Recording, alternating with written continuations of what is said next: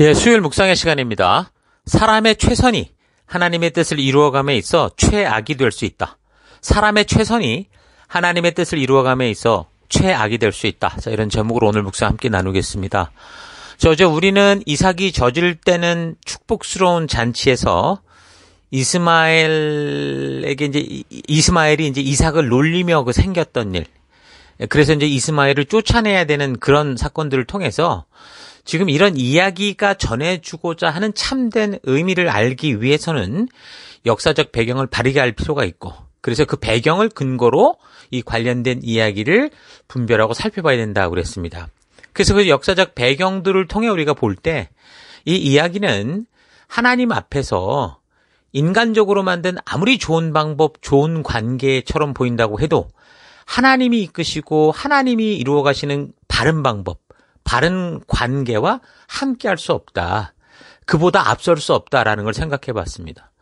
그러니까 인간적으로 편안한 관계를 위해서 하나님의 뜻과 다르게 만든, 그러니까 좋아 보이는 관계, 우리가 볼 때 빨라 보이는 방법들, 이런 걸 볼 때 그게 뭐 당장을 볼 때는 아주 괜찮아 보이고 뭐 일이 잘 풀리는 것 같아 보일 수 있지만, 그러나 하나님의 뜻과 그 말씀의 근본 가치가 다른 그런 삶은 결국은 하나 되지 못하고 끝에 이제 충돌하게 되고, 그래서 그릇된 결과들을 만들고 만다라는 거 우리가 잊지 말아야 된다고 그랬죠.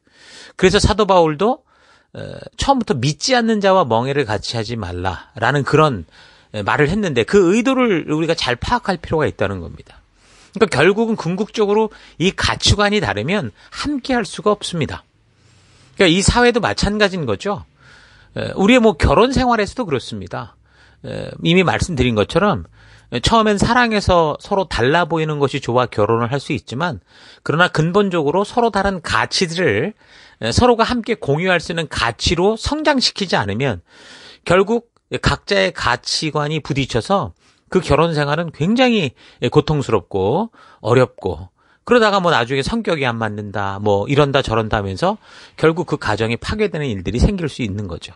그러니까 처음에 우리 요즘에 믿지 않는 그런 이 지체들과 결혼을 하게 되는 경우를 보면, 처음에는 사랑이라는 게 모든 걸 다 수용할 수 있을 것 같아서 그렇게 이제 결혼을 하지만, 이게 이제 그런 사랑의 힘이 있을 때 서로 말씀의 가치관으로 둘이 같이 이렇게 잘 협력하여 나아가지 않으면 결국에는 처음에야 결혼하기 위해서 세례도 받고 교회 모임도 열심히 나오고 그런다고 하지만, 나중에는 결국에는 이게 전부 싸움의 이유가 되고 아주 근본적으로 뭔가 서로가 다르구나라는 큰 벽을 느끼는 그런 결과를 맞이하게 되는 거죠.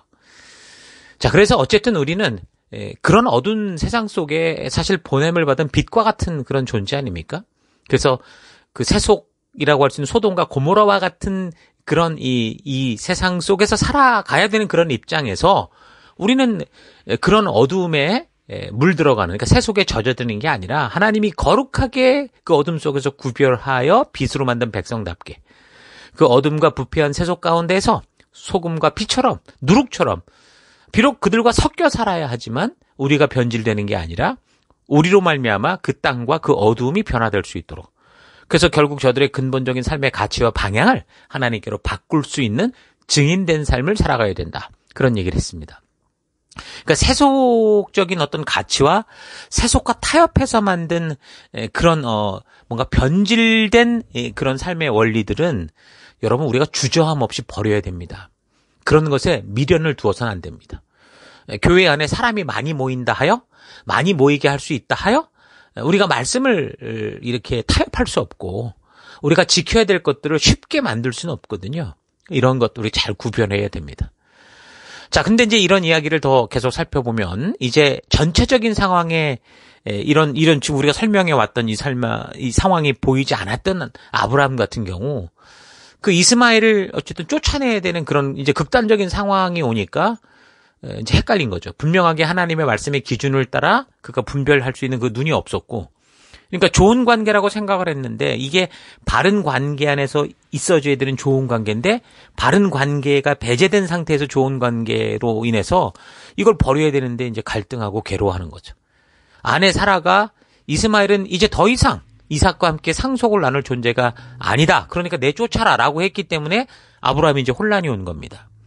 그래도 뭐 어쨌든 육신의 아버지니까 아버지 입장에서 갈등이 생기기 시작한 거죠. 근데 사실 이런 얘기에 대해서 그냥 영적인 백그라운드를 모르고 들으면 사라가 마치 이제 재산 싸움이나 감정 싸움을 하는 것처럼만 보일 수 있거든요. 그러니까 우리도 마찬가지로 역사적인 이런 백그라운드를 모르고 이 이야기를 읽어가면 지금 믿음의 어머니라고 할 수 있는 사람이 뭐 굳이 이렇게까지 이런 사건으로 이스마엘을 쫓아내고 뭐 완전히 단절해서 관계를 끊을 필요가 있었을까라고 생각을 할 수 있다라는 겁니다. 그런데 우리가 좀 더 신중하게 이 역사적 배경과 성경을 살펴보면 사라의 이런 말은요, 사라가 감정 때문에 한 말이 아니고요, 이미 하나님께서 처음부터 아브라함에게 계속 반복적으로 말씀해왔던 사실입니다. 15장 2절. 아브라함이 이르되 주 여호와여 무엇을 내게 주시려 하나이까? 나는 자식이 없사오니 나의 상속자는 이 다메섹 사람 엘리에셀이니이다. 이 엘리에셀은 아브라함의 종이죠. 3절. 아브라함이 또 이르되 주께서 내게 씨를 주지 아니하셨으니 나의 집에서 길린 자가 내 상속자가 될 것이니이다. 4절. 여호와의 말씀이 그에게 임하여 이르시되 그 사람이 너의 상속자가 아니라 너의 몸에서 날 자가 너의 상속자가 되리라 하시고, 그러니까 계속 이렇게 하나님은 아브라함을 만날 때마다 믿음의 그 후손에 대한 그 기대를 계속 주셨잖아요. 그러면서 계속 이 이야기를 해오셨던 거거든요. 그러니까 지금 이 사건은 이 이스마엘이 이삭을 놀리고 괴롭히는 그런 일로 인해서 이 감정적인 문제가 표면화되고 드러나긴 했지만, 사실상 이 역사를 보면 아브라함이 어쩌면 이런 일이 벌어지기 전에 이미 하나님의 말씀대로 이게 바르게 흘러갈 수 있도록 이 관계를 처리해 놨어야 되는 그런 문제였을 수 있다라는 겁니다. 그 메소포타미아 연합군을 물리치고 난 후에 하나님께서 그에게 나타나셔서 횃불 언약을 맺으실 때 확실하게 이거를 알게 하셨는데, 그러나 이제 이때만이 아니라 아브라함을 처음 부르시는 12장에서부터도 지금 하나님이 이미 계획하신 일이었었잖아요. 그런데 그런 시간이 점점, 자녀를 가지는 시간이 점점 길어지면서 아브라함과 사라가 그 자녀를 가지려다가 결국 하나님의 의도를 분명하게 알지 못해서 이 하갈을 통해 이스마엘을 낳게 된 거고, 그리고 더 시간이 흘러서 이제 사라가 폐경기까지 오면서 완전히 불가능한 것으로, 그래서 어쨌든 혈육인 이스마엘이 후손이라고 생각을 하는 그런 상황이 되었는데, 근데 어떻게 했어요? 하나님의 뜻은 그게 아니었잖아요. 그래서 결국에는 하나님께서 하나님의 의도를 따라 믿음으로 순종하는 아브라함과 사라를 통해서 결국은 그 믿음의 후손을 이어가는 그런 믿음의 아들을 주신 거죠. 그러니까 이런 과정이 거의 25년이 지난 거고, 이삭이 젖을 때까지 합하면 거의 한 28년의 시간이 흘러간 거거든요. 그래서 아브라함 같은 경우는 그냥 그렇게 별일 없이 지나온 거예요. 그러니까 하나님께서 분명하게 의도하셨던 뜻에 자기의 생각까지 덧붙인 거죠. 처음에 이스마엘을 가질 때 굉장히 복잡한 문제가 생겼기 때문에 굉장히 혼란스러웠는데, 어찌됐든 간에 천사를 통해 다시 하갈을 들여보내고, 거기서 이스마엘을 낳고, 그 관계가 안 좋았겠죠. 사라도 그렇고, 아브라함도 굉장히 불편했을 건데, 그렇게 좀 10수년이 흐른 겁니다. 17, 8년이 흐르는 거예요. 그러니까 이제 아브라함이 생각할 때, 이게 별로 큰 문제가 아닐 수 있구나. 그러니까 이렇게 살아도 살 수 있구나라고 익숙해져 버린 거죠. 그러니까 무난하게 살고 있었던 겁니다. 그런데 이제 그 문제가 이제 최악의 어떤 상황이 오면서 급작스럽게 터져버리는 바람에, 그러니까 자신이 주도적으로 이 문제를 해결할 방법으로서 이걸 한 게 아니라, 자기는 생각도 못했는데 사라가 이제 그런 얘기를 하니까, 아내가 혹시나 사라가 그 일로 인해서 화가 나가지고 그냥 홧김에 말한 것일 수도 있지 않을까 생각을 할 수도 있었는데, 그런데 사라의 말을 이렇게 들어보면 너무 단호한 거예요. 어쨌든 그래도 우리 혈육이 아니냐, 이런 관계가 아니라, 처벌을 하자, 벌을 주자, 이런 관계가 아니라 관계가 끊어져야 된다라고 말을 하니까. 그러니까 이번 기회에 그런 잘못된 관계를 완전히 끌어내버려야 되는 그런 결정을 하는 지경까지 되니까 아브라함이 이미 이제 고민하고 혼란스러웠던 거죠. 다 괜찮았다고 생각을 하고 이렇게 살아갈 수 있을 거라고 생각을 했는데, 뭔가 미루다가 익숙해져 버려서 괜찮은 줄 알았는데 그걸 이제 끊어야 되는 상황이 오니까. 그래서 아브라함이 굉장히 고민을 했는데, 그때 하나님께서 아브라함에게 분명한 말씀을 해주시죠. 네가 보이는 그런 좋은 관계보다 우리가 처음 약속했던 그 바른 관계로 나아가는 게 중요하다. 이런 말씀하시는 거예요. 21장 12절. 하나님이 아브라함에게 이르시되 너의 아이나 그러니까 이스마엘이죠. 너의 여종으로 말미암아 근심하지 말고 사라가 너의 아내가 너에게 말하는 말을 다 들어라. 이삭에게서 나는 자라야 너의 씨라고 부를 거다. 이렇게 말씀하시죠. 그러니까 이런 걸 보면 믿음이라는 건요. 정이 아닙니다. 정. 한국 사람은 정이 많다고 그러는데 뭐 그렇다고 믿음의 삶이라는 게 뭐 정 없는 삶이다. 이런 건 아니에요. 오히려 정보다 더 깊은 정. 그러니까 너무도 깊은 사랑이 있는 어느 정도 정말 하나님께서 자기 아들을 희생시킬 만큼 나를 위해서 당신의 아들의 생명을 주실 만큼의 깊은 정. 그런 게 있는 거죠. 사랑. 그래서 하나님의 말씀의 기준이 배제된 그런 뭐 하나님의 뜻이 아닌데도 그냥 익숙해져 버린 그 관계 속에 만드는 그런 뭐 정 이런 거는요. 이건 자꾸 세속과 뒤섞이는 이런 정 여기는 우리가 얽매이지 말아야 됩니다. 이게 이제 성도의 분별력이어야 되는 거예요. 우리가 교회 안에서도 사역을 해갈 때 이게 정말 하나님의 말씀이 기준이 된 바른 관계 속에서 생겨난 어떤 그런 정 또 어떤 좋은 관계인지 아니면 이게 아닌지를 우리가 분별할 수 있어야 된다라는 거예요. 그러니까 십자가의 죽음, 이 길 외에 다른 길을 찾는 이런 거는요, 온전한 게 아니에요. 뭐 죽지 않아도 거의 죽을 만큼 가면 되지 않을까? 아니에요. 십자가의 길은 죽음의 길이어야지 죽을 만큼 가는 그런 길이 아니거든요. 그러니까 믿음의 삶이란 하나님이 말씀하시지 않은 것들에 대해서 어떻게 하는 거예요? 과감하게 떠나고 타협하지 않고 가까이 하지 않는 거예요. 아무리 우리에게 익숙한 것이라고 하더라도 기꺼이 이것을 끊어낼 수 있는 거예요. 그러니까 옛사람의 삶을 그 모든 관계를 끊어낼 수 있어야 새 사람으로서의 바른 관계가 온전하게 형성이 되고 바른 관계가 하나님과의 바른 관계, 말씀과의 바른 관계가 서갈 때 비로소 이제 다시 우리가 그동안 죄악에 얽매였던 관계가 아니라 말씀으로서 증인으로서 바른 하나님의 자녀로서의 관계가 새롭게 형성이 되는 거죠. 근데 이제 이런 삶이 사람들이 함께 사는 이 사회 속에서 사실 생각보다 어렵죠. 그래서 많은 사람들이 우리가 보냄을 받은 그 삶의 터에서 교인들이, 성도들이 자신이 하나님의 자녀로서 보냄을 받은 예수님의 빛과 소금된 복음의 사람, 새 사람으로서 새로운 가치를 따라 살아간다는 걸 숨기거나 그냥 죄악에 대해서 변질되는 거에 대해서 그냥 눈 감고 모른 척하고 살아가는 경우가 많습니다. 교회 안에서도 다수의 신도들이 요구하는 그러니까 교회 안에서 우리 다 같이 모이는데 민주주의 아니냐 이런 식으로 그러니까 뭔가 편리한 신앙을 추구하는 그런 삶에 다수결에 자꾸 수긍을 해갈 때가 있거든요. 여러분 성경은 다수결을 가르쳐주지 않습니다. 그냥 인간들이 살아가는 방법에 있어서 다툼과 분열이 없이 결국은 뭔가를 결정해갈 때 다수결은 굉장히 투표는 굉장히 중요한 방법이긴 해요. 인간의 뜻을 수렴함에 있어요. 그러나 그것이 하나님의 뜻과 부딪힐 때는 하나님의 뜻 앞에서는 다수결의 문제가 아니에요. 그 하나님의 뜻을 따라 살아가는 그 한 사람, 하나님은 그 사람과 동행할 수 있는 거지. 많은 사람이 있으니까, 다수가 있으니까, 다수의 의견이니까 많은 사람이 집단으로 기도하고 다 같이 기도하고 뭐 금식하고 기도하고 뭐 온 민족이 기도하니까 그럼 어쩔 수 없지. 이렇게 하나님은 그렇게 가는 분이 아니라고요. 정작 하나님의 말씀에 확고한 진리를 선포하고 기준을 잡는 그 길로 가기를 원하시는데 오늘날에는 너무나 많이 이런 것을 타협하는 경우가 있는 겁니다. 타협하는 경우가 많은 거예요.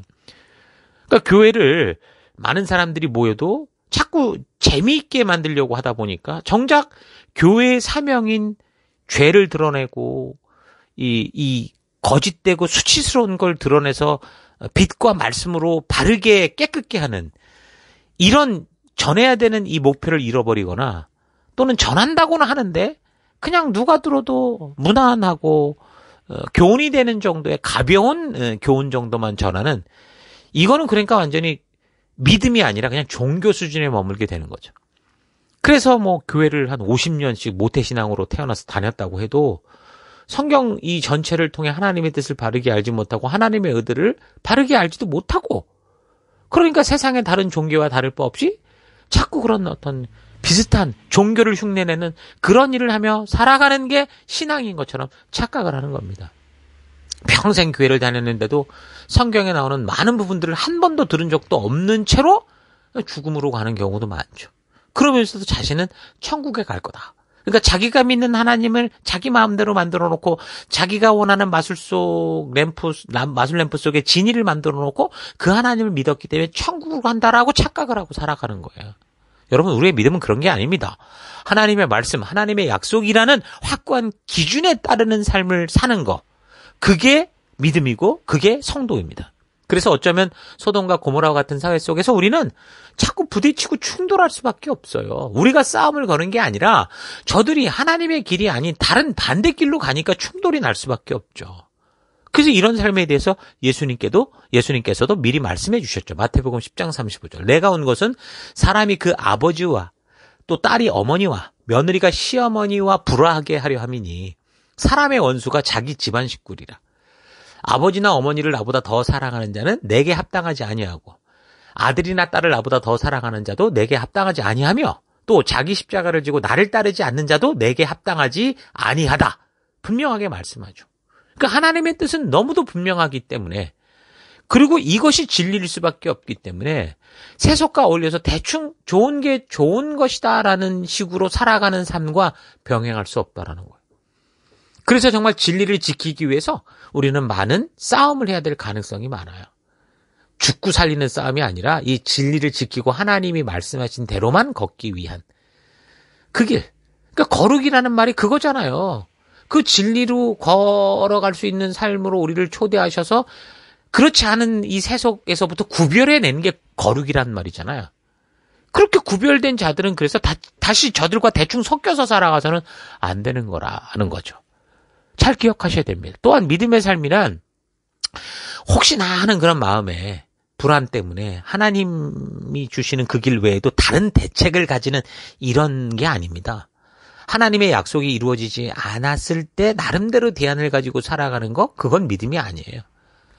아브라함이 일부러 그런 것 같지는 않아도 결국 하나님의 약속을 들었고 알겠는데 아직 하나님에 대해서 온전한 성숙한 이 믿음을 가지지 못하다 보니까 하나님의 약속하심을 어떤 부분에서 이제 믿지 못하게 될 수도 있고, 그러니까 자꾸 다른 대책들이 나온 거죠. 그러니까 약속을 믿지 못했다 안 했다라고 우리가 단정 지을 수는 없으나 그가 했던 행동을 보면 자꾸 자기의 다른 대책을 가지고 있는 걸 보거든요.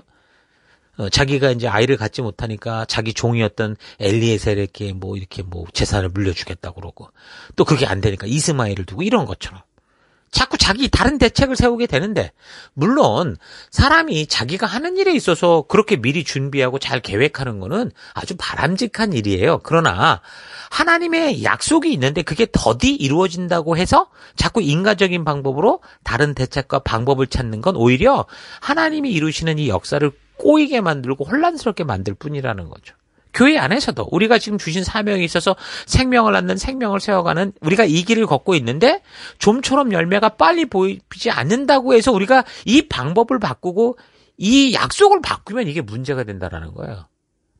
그래서 믿음의 삶이란 하나님의 뜻이 이루어지지 않을 것을 대비해서 다메섹 출신의 엘리에셀이라는 종을 염두에 두고 또 종 하갈을 통해서 이스마엘을 준비해 두는 식의 그런 삶, 또 우리 교회로 말하면 다른 교회 흉내내고 그냥 편리하게 사람 많이 모이는 쪽으로 이렇게 뭔가를 바꿔가는 이런 게 아니라 오직 믿음으로 하나님께서 약속하여 주신 그 말씀과 그 언약을 끝까지 붙들고 따라가는 거예요.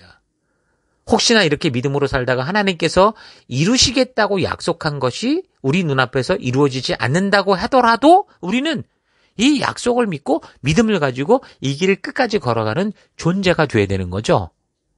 히브리서 11장에도 그 믿음의 사람을 소개할 때 이렇게 얘기를 해요. 13절. 이 사람들은 다 믿음을 따라 죽었으며 약속을 받지 못하였으되 그것들을 멀리서 보고 환영하며 그 땅에서는 외국인과 나그네임을 증언하였으니. 이게 그 말인 거예요.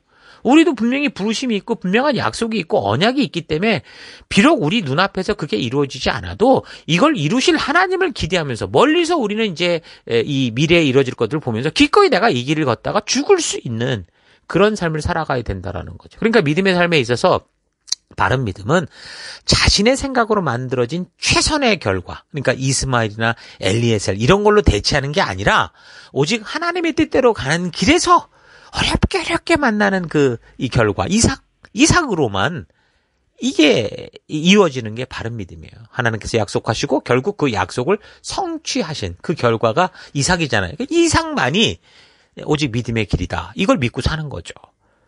하나님께서 보내신 예수님만이 그래서 길이요 진리요 생명이 되시는 거예요. 예수님 말고도 별 이단들이 다 나와서 지가 예수라고 하는 이런 개떡 같은 걸 믿고 사는 게 아니고요. 오직 예수님만 믿고 사는 거예요. 그래서 이삭의 이 이야기를 통해서 우리는 예수님의 예표를 보기도 할 수 있는 거예요. 예수님이 오시기 전에 율법으로 종교적 열심으로 해보려고 했지만 그거는 바른 길이 아니었죠.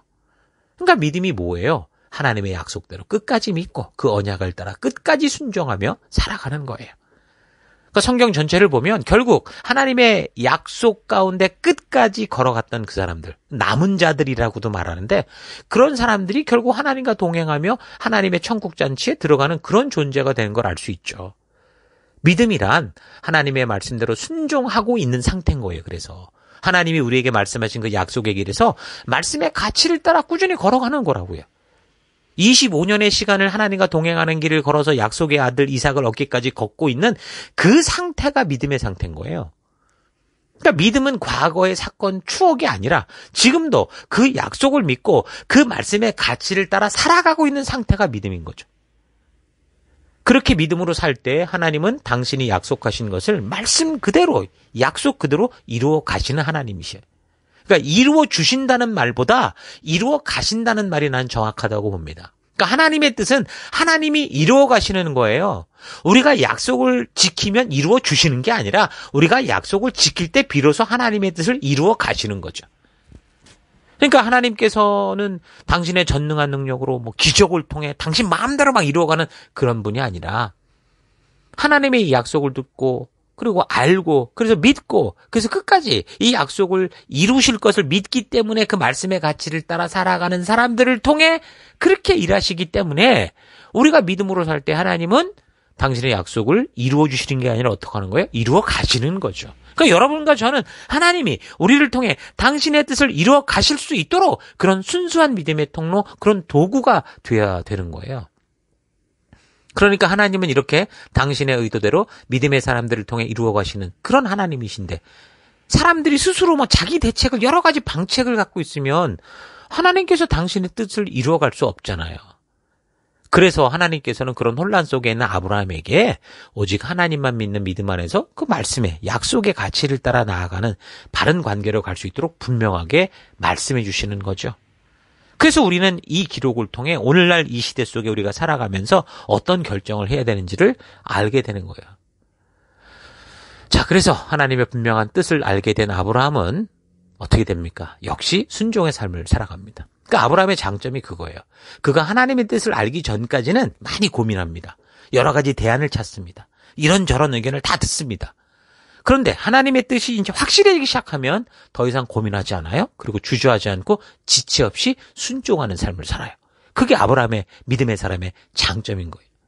하나님께로부터 이스마엘과 하갈이 집을 떠나 죽는 것이 아니라 죽지 않고 오히려 번성함의 애들로 살아갈 거야. 이런 걸 알고 그래서 이제 하나님께서 결국은 책임져 가시는 거구나. 우리가 이미 벌려놓은 이 일에 대해서 하나님이 그냥 마구잡이로 그냥 쓰레기처럼 치워버리는 게 아니구나라는 걸 알고 난 다음엔 어떻게 하는 거예요? 아침 일찍 순종을 하잖아요. 주저함 없이 순종합니다. 이런 거 볼 때 아마도 그 고향 하란을 떠나올 때도 그랬을 것 같아요. 그 연로하신 부모님이 살아계셨는데 그걸 어떻게 떠나 나옵니까? 그런데 그가 떠나 나왔다라는 건 뭐예요?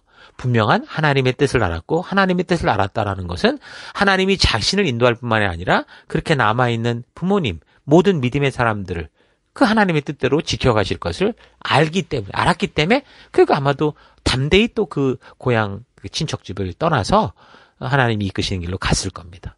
그러니까 여러분들도 이렇게 하나님의 뜻을 바르게 알기 전까지는 그래요. 고민하시고 조심하시고 또 여러 사람의 많은 이야기를 듣고 귀를 열어서 오픈 마인드를 가지는 것 전 중요하다고 생각합니다. 그러나 하나님의 뜻이 분명해지면 그게 사람의 말을 통해 듣는 게 아니라 이 기록된 말씀의 가치를 통해 알게 되고 분명해지면 롯처럼 막 소돔을 떠나오기를 막 머뭇거리고 그런 막 이렇게 민기적거린 태도가 아니라 아브라함처럼 아침 일찍 일어나서 즉시 순종하며 행하며 그 믿음의 길을 걸어가는, 용기 있게 믿음의 길을 걸어가는 여러분 될 수 있기를 바랍니다.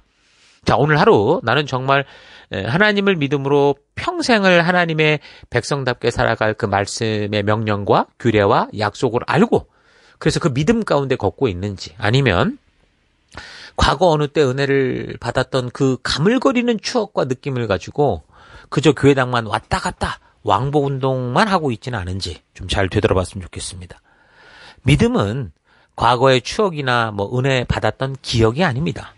믿음은 지금도 여전히 하나님의 약속을 믿기에 그 약속의 길을 걷고 있는 상태를 말합니다. 믿음은 하나님의 약속대로 그 말씀대로 걷는 거예요. 하나님의 분명한 말씀이 있음에도 관계가 불편하고 또 다른 사람이 다 그렇게 하지 않는다고 해서 그냥 내가 필요한 대로 이렇게 쫙 변질시키고 각색하는 거, 이건 믿음이 아니에요.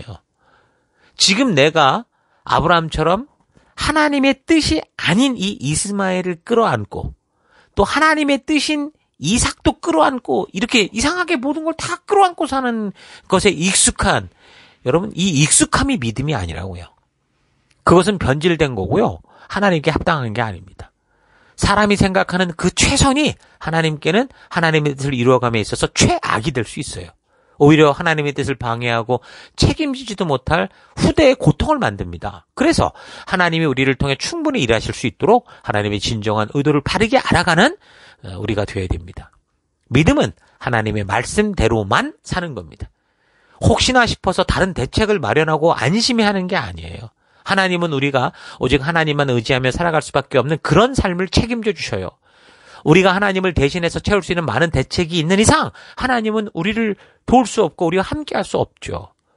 그러므로 내 삶 속에 하나님의 뜻을 왜곡하면서까지 이스마엘과 이삭을 다 품고 가고자 하는 일들 없는가 되돌아봤으면 좋겠습니다. 이 소돔과 고모라와 같은 세상을 살아가며 우리는 그런 왜곡된 삶으로 가도록 자꾸 압력을 받기 마련이거든요. 친구들이, 식구가, 사회가, 국가가, 그러니까 하나님의 뜻을 모르는 전부가 주님의 길이 아닌, 말씀의 가치를 따라가는 길이 아닌 자기 만족의 길을 걷고 있기 때문에 그 안에서 살아가는 성도인 많은 사람들이 그런 유행과 무언의 압력들에 자꾸 굴복해서 세상에 흘러가는 흐름을 따라 표류하고 휩쓸려가는 일들이 너무나 많은 거예요.